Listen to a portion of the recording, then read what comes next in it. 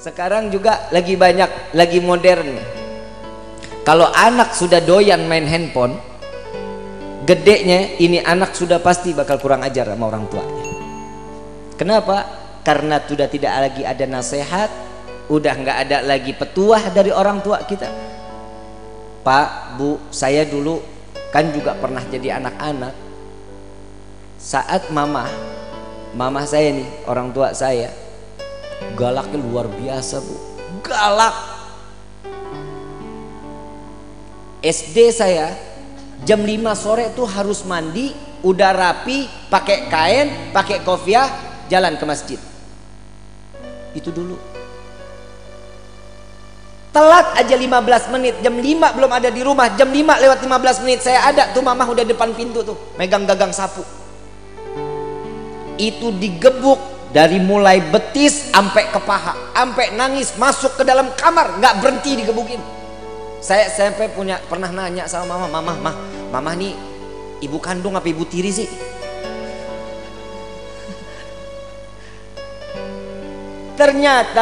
Ternyata itu obat. Kenapa? Yang digebuk bukan diri kita, tapi syaitan yang ada di diri kita. Berasa sekarang ternyata didikan orang tua tuh nggak pernah salah. Ada salah satu sahabat Nabi SAW, saat beliau punya istri, istrinya umur kandungannya 9 bulan.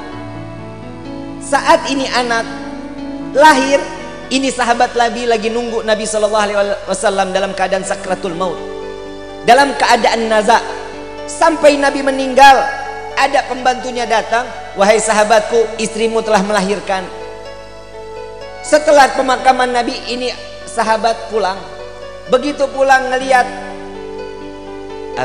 istriku sudah melahirkan, sudah. Apa anaknya? Laki-laki. Beri nama dia Muhammad, katanya. Dikasih nama Muhammad. Saat Muhammad kecil umur 1 tahun, setiap bangun malam, sepertiga malam dibangunin tuh anak, suruh bengong ngeliatin bapaknya sholat. Setiap malam dibangunin. Kita tega nggak ngeliat umur anak setahun kita bangunin suruh ngeliatin kita lagi sholat? Nggak bakal tega. Begitu 2 tahun begitu juga, dibangunin setiap sepertiga malam, setiap lagi sholat nggak boleh dalam keadaan tidur, liatin bapaknya lagi sholat. Sampai ini anak umur 3 tahun mulai dibawa ke masjid, diajak sholat ke masjid, duduk sama-sama sama orang tuanya di masjid. Sampai umur 5 tahun Muhammad sudah bisa menghafal Al-Quran. Muhammad sudah mengikuti sunnah Nabi. Puasa Senin Kemis nggak pernah lewat, kadang puasa Nabi Allah Daud. Sunnah semua dijalani. Di Muhammad 5 tahun udah mulai pentes. Mulai nih Muhammad udah mulai nanya-nanya banyak sama ayahnya. Wahai ayahku, dari kemarin aku nih dididik sama dirimu dalam keadaan ini harus sunnah. Apa sunnah ini? Sunnah ini apa yang diajarkan oleh Nabi, itu yang kita jalani. Siapa Nabi itu? Nabi Muhammad SAW. Dia yang mana orangnya? Dibawalah si Muhammad kecil datang ke makam Nabi SAW. Inilah Nabi Muhammad. Dia telah meninggal dunia, iya. Tapi kenapa ajarannya harus terus kita jalani? Karena ajarannya yang bisa membawa kita saat dimana kita di sirat dapat masuk ke dalam surganya Allah. Mulai Muhammad faham, makin cinta. Bagaimana caranya ingin berjumpa dengan Nabi Muhammad? Maka timbulkan rasa cintamu kepada Nabi SAW. Ikutin, baca sholawat terus, dia sunnahnya, wajibnya terus dijalani. Sampai satu saat ayahnya nanya, ya Muhammad, sudah belum mimpi Nabi? Belum. Berarti engkau belum cinta kepada Nabi. Sampai suatu saat dengan mahabbah yang luar biasa sampai netes air mata Muhammad, itu malam dimimpiin sama Nabi. Dimimpiin Nabi, dia bangun ketemu ayahnya. Ayah, malam ini aku berjumpa dengan Nabi. Engkau baru bermimpi, aku sudah berjumpa dengan Nabi Muhammad SAW. Saat sampai umur 9 tahun, si Muhammad sedang main, tiba-tiba terdengar suara azan, Allahu Akbar, Allahu Akbar, Allahu Akbar, Allahu Akbar. Tapi azannya ini belum waktu sholat, belum masuk waktu sholat. Si Muhammad ini lari ke gudang, ambil perisai, ambil pedang, lari naik tunggangin kuda punya bapaknya.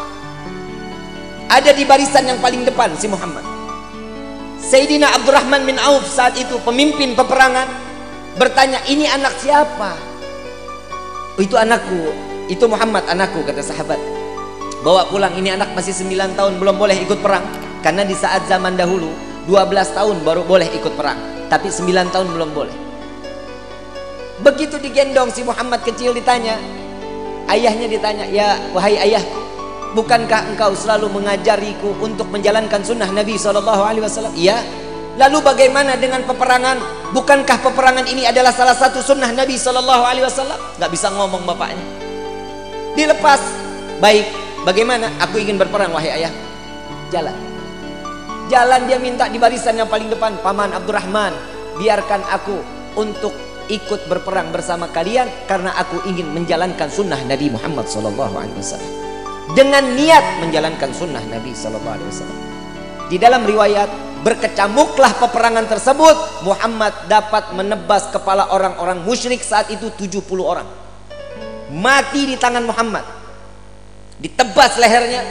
Dan di dalam riwayat ada 120 musyrik habis dimatikan oleh Muhammad kecil. Saat setelah peperangan usai, dilihatlah mujahid-mujahid, orang-orang yang mati syahid, dibuka satu persatu. Si bapak ini lagi nungguin Muhammad mana nih, nggak datang-datang. Soalnya dia barisan paling depan dan dia berlari paling kencang, paling ke depan. Saat terakhir dia lihat Muhammad kecil, nggak taunya. Di dalam riwayat tersebut, Muhammad dalam keadaan terdapat anak panah, 180 anak panah melesat ke jasad Muhammad. Kepala sudah tinggal dengan kulitnya, kuping sudah nggak ada, tangan sudah nggak ada. Habis Muhammad, mati dalam keadaan yang cukup parah saat itu. Namun ayah dari Muhammad kecil tertawa melihat Muhammad. Sahabat bertanya, wahai sahabatku, apakah kau gila? Kau melihat sahabat engkau menangis, engkau melihat anakmu tertawa. Aku melihat sahabatku, mereka adalah penghuni surga. Aku merasakan bagaimana saat aku kelak di yaumil qiyamah, akankah aku berkumpul dengan saudara-saudaraku dan sahabat-sahabatku. Jika aku melihat anak aku tertawa, aku melihat dia sedang bermain dengan baginda Nabi Muhammad SAW. Ingat bu, pak, anak itu fitnah. Anak fitnah dunia, anak itu fitnah akhirat. Bagaimana sepak terjang seorang anak tergantung bagaimana orang tuanya. Jika orang tuanya baik, beribadah kepada Allah, ini anak spontan pasti bakal ibadah kepada Allah. Jika orang tua jauh daripada Allah, siap-siap anaknya pun akan jauh dari Allah. Kalau kata pepatah bahasa, buah nggak jauh jatuhnya dari pohonnya. Betul? Betul? Kalau jauh berarti dia kebawa sama aliran sungai. Betul? Nah sekarang bagaimana sikap kita untuk nasehatin anak?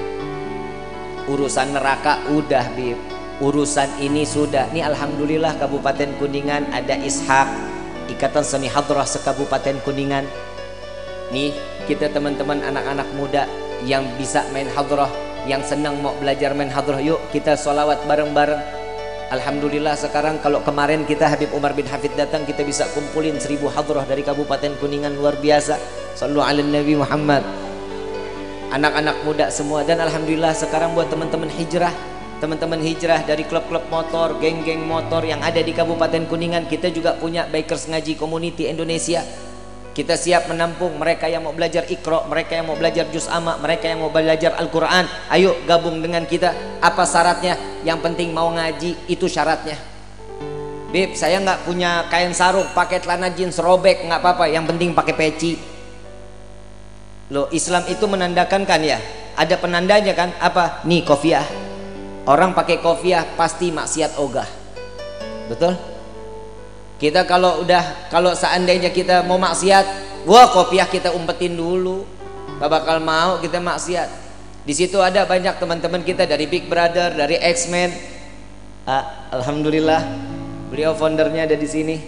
Dari X-Men-nya ada, dari GBR-nya masuk, XTC-nya masuk. Alhamdulillah teman-teman kita bisa kumpulin. Kan berkah kalau Kabupaten Kuningan, geng-geng motor, klub-klub motor, ngaji semuanya. Besok tahun kali bisa bikin tablik akbar. Yang bikin siapa? Wah, geng motor, kan luar biasa. Kalau yang ada di Kabupaten Kuningan ini alhamdulillah mah udah tentrem-tentrem aja. Kita mau ikutin aliran ke barat-baratan silahkan, mau ikut-ikutan dia udah ya, mabok jangan dah.